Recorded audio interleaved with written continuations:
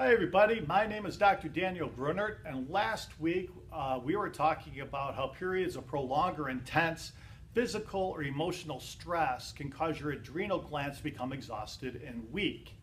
Then you end up with a condition that's known as adrenal fatigue or adrenal exhaustion, where your adrenal glands can no longer support the demands of your body.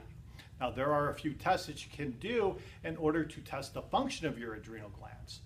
One of these methods is known as Ragland's test. Now, there's a couple ways of doing this, but what it does is it uses blood pressure, okay? When you go from a standing position, your adrenal glands release a hormone that increases your blood pressure. So if you take your blood pressure in a sitting position, and then you take your blood pressure in a standing position, the systolic blood pressure should go up at least 5 points. The systolic blood pressure is the top number.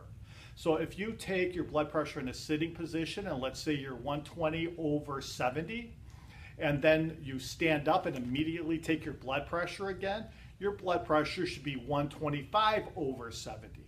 If it drops, let's say, to 118/70, then you know that there's a strong indication that you may be in adrenal fatigue. And another test that you can do if you don't have a blood pressure monitor is a paradoxical pupillary reaction test.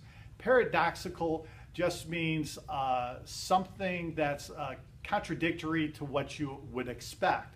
So what you do is you use a light, let's say on your phone, and you know if you shine a light in a person's eye, what should happen to the pupil? Right, the pupil should constrict, and it should hold that constriction for at least 30 seconds.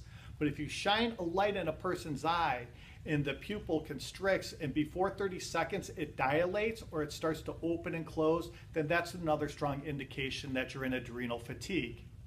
And then finally, the best test that you can do is saliva tests, and send it to a laboratory where they test the saliva first thing in the morning, before lunch, before dinner, and then before you go to bed.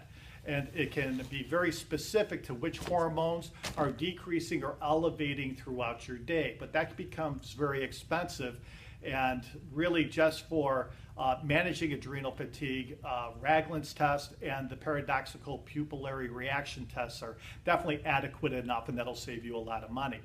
So the next time we get together, I'm going to show you how to not manage, but actually how to correct any of the adrenal fatigue, or how to remedy adrenal fatigue over the next couple days, okay? Thank you very much.